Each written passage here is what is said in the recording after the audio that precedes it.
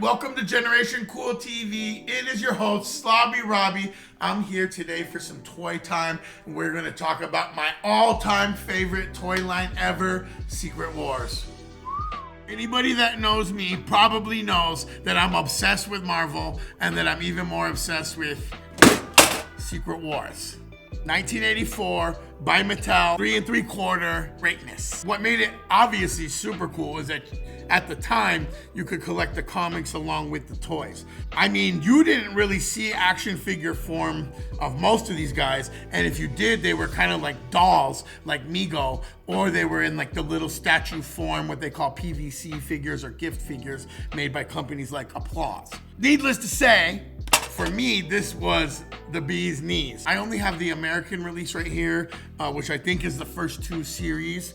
And that's because those are the ones I had. I didn't live in Italy or Spain. But I am into some of the later release stuff, and I do own the complete collection. I'm mostly gonna talk about these joints today because these are the ones I actually had when I was a kid. By the way, this being my collection, I don't have any of the weapons either. I always lost the weapons. I could tell you exactly which one each one came with, and they all, of course, come with a holographic shield. But when I was a kid, I always ditched the shield and always ditched the weapons, and I just played with them raw dog like this. I was just playing Secret Wars, man. They were just beefing. I can tell you this: the first one I ever had was for sure Wolverine. This is my favorite dude ever. This is my favorite action figure ever. I brought this to school with me every day from 1st grade all the way to like 3rd grade. In 3rd grade, my teacher, Mrs. Rogers, with a little blonde afro, she confiscated this from me like the 2nd week of school and didn't give it back to me until the last day of school. So this one is super near and dear to my heart. You can see I have a mint condition one who came with his black claws. If you know, you know, that's the rare version. But makes me very happy to have like a minty one right now to this day. Another series 1 banger, another amazing toy. My second favorite superhero after Wolverine, Spider-Man.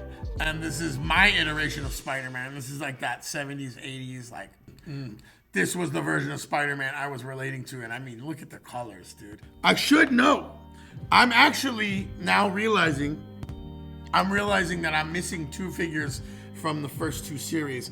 And that's a Captain America and Black Spider-Man. I think we all had Magneto. He was probably one of the easiest ones to find. To this day, I get these all the time and I never find Secret Wars.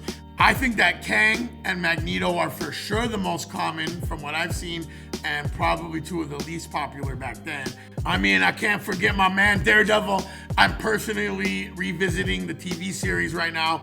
Red's my favorite color. I would put Daredevil right up there in my top 5 Marvel heroes ever.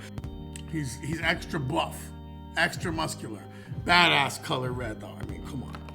And the Doom, badass toy. He's one where it made sense that he came with the gun. He needed to be glocked up. Glaucoma, we call it. That chest, the like miniature screen print. I gotta be real. Baron Zemo when I was a kid was extremely rare, at least in the part of the country I'm from, Arizona. I never saw Baron Zemo. He was super rare when I was a kid. And that's a much cooler version of Baron Zemo than they did in the TV shows and the movies too, in my opinion. Maybe they'll bring him back and he rocks the hood a little more. I hope so. But this toy right here is hard. This is very true to how my collection was. I don't know why. I had a chewing thing. I don't think my mom called it an oral fixation, but I would chew on the tentacles of Dr. Octopus a lot and chewed on some puss a lot. And I would just pop these things off once they got, I don't know why I couldn't mentally handle his tentacles. He needed to like match all the other dudes. So of course, when you find him now, he's like this all the time, but apparently I need a brand new Dr. Octopus because he's still missing his. I would like to have a clean one of those with the arms. You know what I mean? Get at me. So I never had the lunchbox when I was a kid, but I actually found this thing a few years ago in the wild. Totally found it on my own, which makes me like super happy. It's super beat, and definitely some kid did own it. Owen York owned it. I just didn't have the heart to take that off, but I mean, super accurate to the toys, super badass artwork. The cool thing about this is it pretty much reps everybody. Little classic Spidey on the side. Ooh, a Hulk wall burst on that side. And then, of course, the three main good dudes on the front. They didn't give the villains too much shine with this toy line, but at the same time, they're not the strongest figures of the line either, besides Doom, and I think Baron Zemo's sick. Now, we got to talk about the European release, aka Wave 3 of Secret Wars. As far as I can tell with Wave 3, Hobgoblin, Falcon were like the two more common ones. Then you had Constrictor, and then Electro and Iceman being the super rare ones. Even when I first started kind of recollecting these in the early 2000s when eBay was first cracking, Iceman and Electro were the two rarest ones, the most expensive ones, and then everybody kind of bought them all up and drove the market up on them. I remember looking at an Iceman on eBay for like 50 bucks, thinking, damn man, I'm never gonna pay 50 bucks for a Secret Wars Iceman. So I learned that the hard way, but right now if I bought him, I think he's 100 and something for a clean Iceman. I mean, I think this particular structure just struck a chord with me. They're not too big, you know, and overly buff like He-Man, Thundercats, you know, those are really, really cool toys, but they're like very grandiose. These guys were smaller. You could play with them in groups more. You could put them in vehicles, you know, dig holes and have them hide out a little more like G.I. Joe.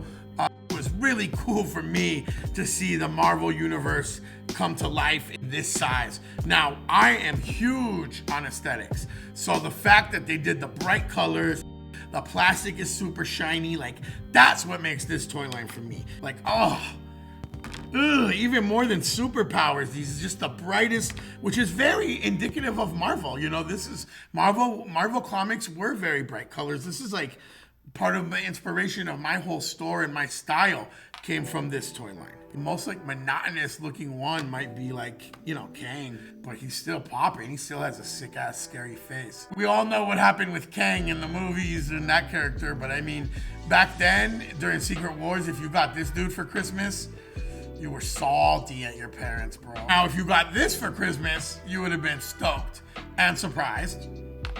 If you got this for Christmas, that means you were the type of kid that had like a switchblade and got suspended from school for like having M80s. If you got this for Christmas, that means your mom was lazy. If you got this for Christmas, you're probably like captain of the football team and pulled my pants down at a birthday party in 5th grade. If you got this for Christmas, you're just an OG. What can I say? Okay, I promise, next time y'all see me, I'm gonna have the whole set. We're gonna talk more about the European release, and we're gonna talk about custom Secret Wars, because I'm actually kind of a big fan of those too.